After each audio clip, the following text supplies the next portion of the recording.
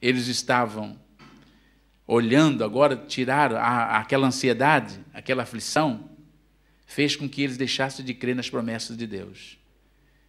E desviaram a atenção de Deus e foram buscar os costumes dos povos. Qual era o costume dos povos?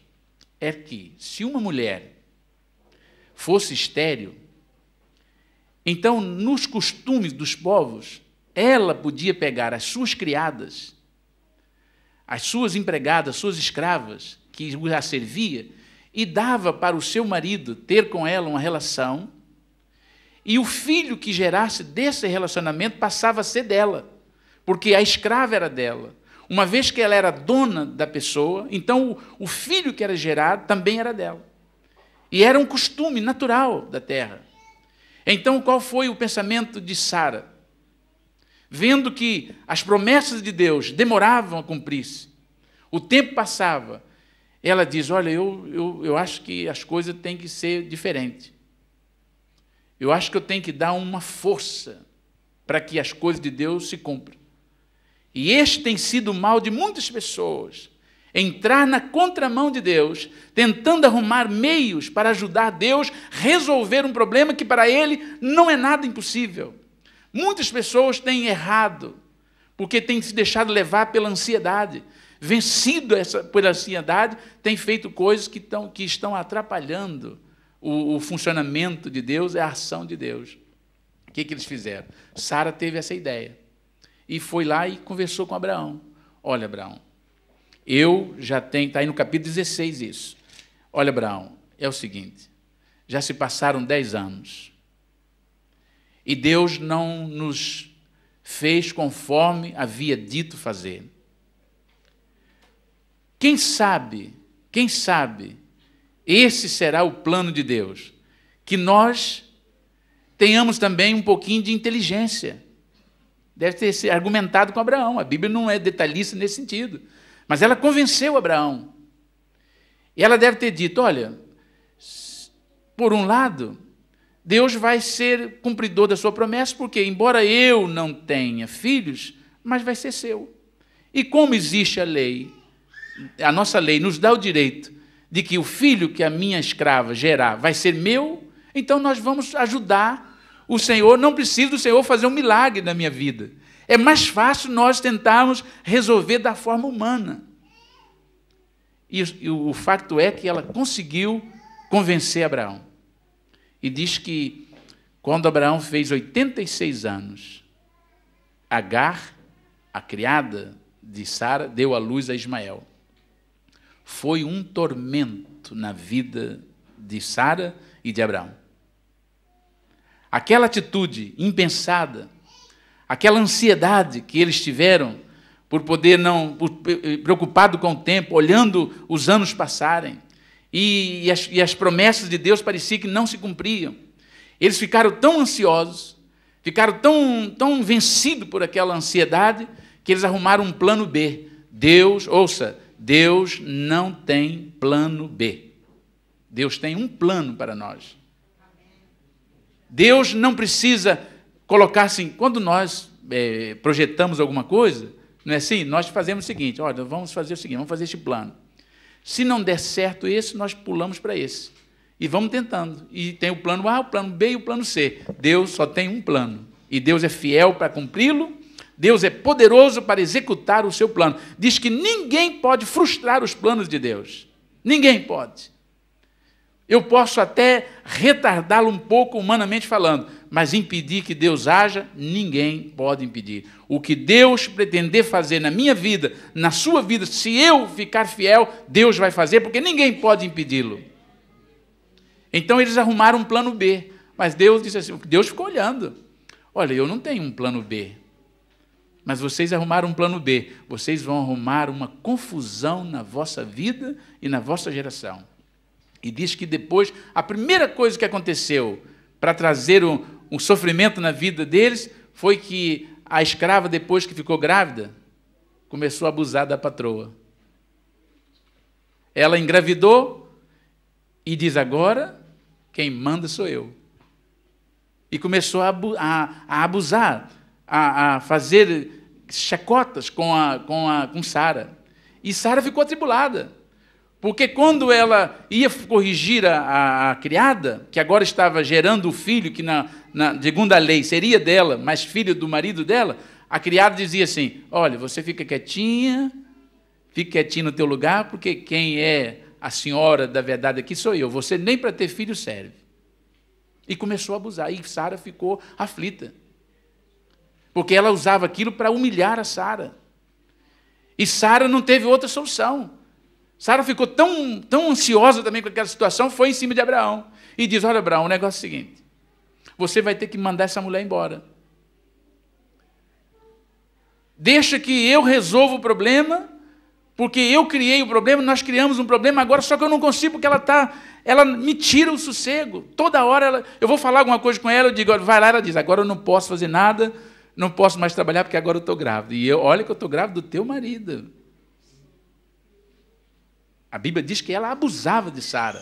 Então, eu tenho aqui as minhas imaginações. O que ela poderia fazer para poder massacrar Sara? E Sara ficou tão aflita, foi em cima de Abraão, começou a briga.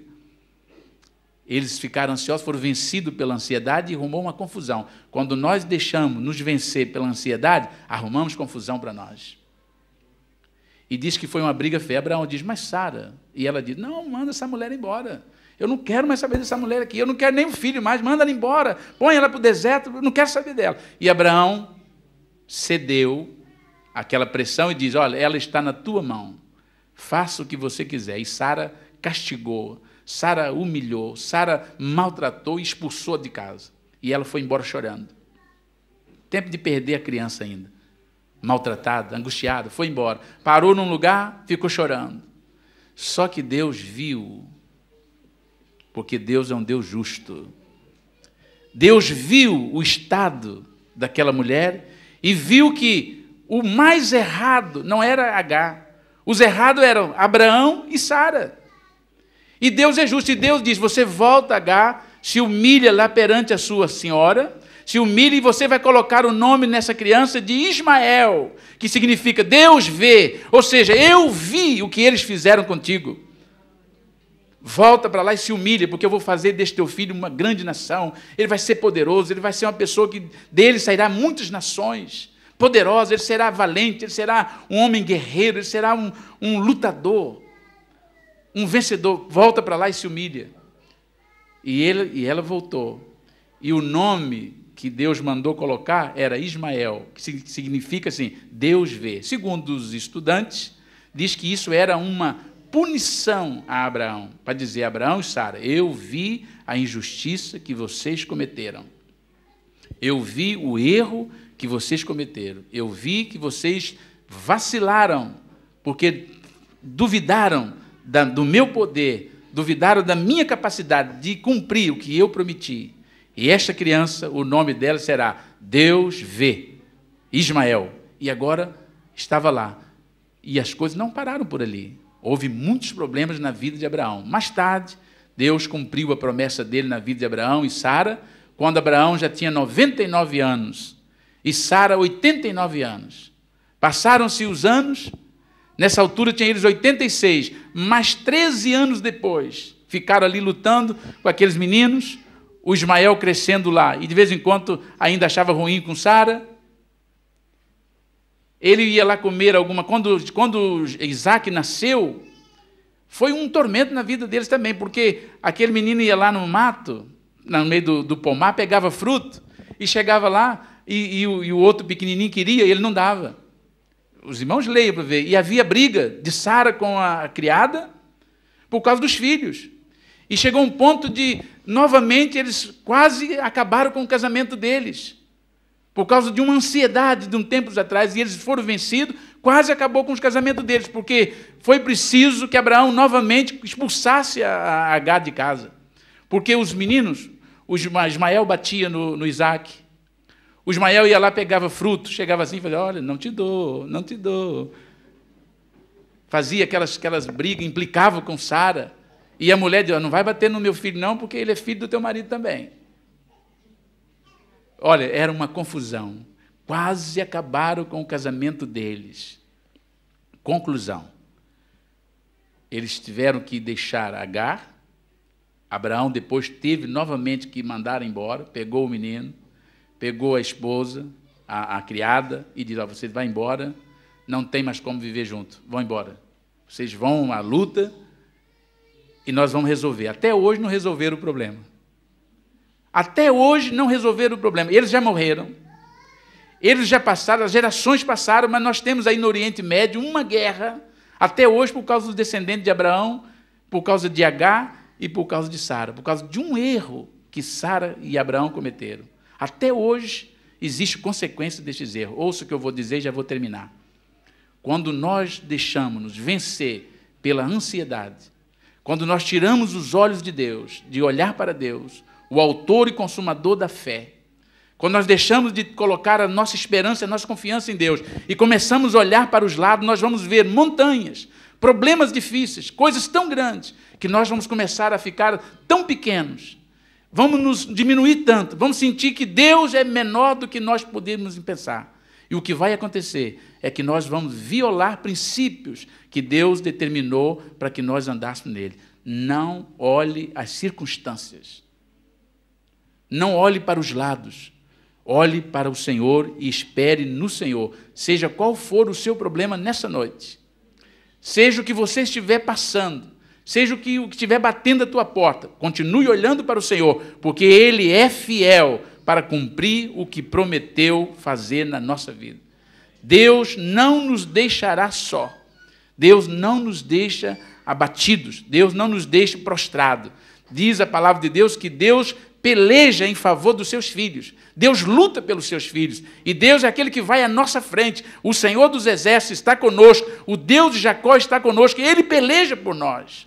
Nós precisamos é continuar olhando para Ele. As coisas estão difíceis. Olha, vamos esperar, mas já estou com 80 anos. Espera mais um pouco. Já tem 90, espera. Na hora de Deus vai acontecer. Deus falou, Deus vai cumprir com a sua promessa. Ah, mas, pastor, as coisas estão complicadas. Vai lá fora, então, e olhe os pássaros. Vai lá, eu vou esperar. Enquanto os irmãos ficam de pé, que nós vamos orar para encerrar, vai lá fora olhar os... Vamos ficar de pé, faz favor. Vai lá fora olhar os pássaros. Já viu? Está vendo algum pássaro com a enxada nas costas, com a chachola? Está vendo algum pássaro com um sacozinho de sementes, indo fazer semeadura da sua plantação? Está vendo alguns feixes de trigo, alguns feixes nas costas para guardar no celeiro? Tem algum pássaro? Está vendo algum pássaro construindo algum celeiro para guardar os seus mantimentos?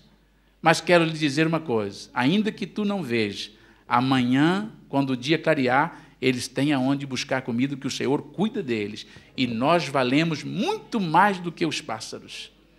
Nós temos muito mais valor do que os pássaros, porque o Senhor está conosco. O Deus de Jacó, Ele é o nosso refúgio, é a nossa segurança, é o Deus que cuida de nós. Deus cuida de mim. Amém? Deus cuida de ti, Deus cuida de nós.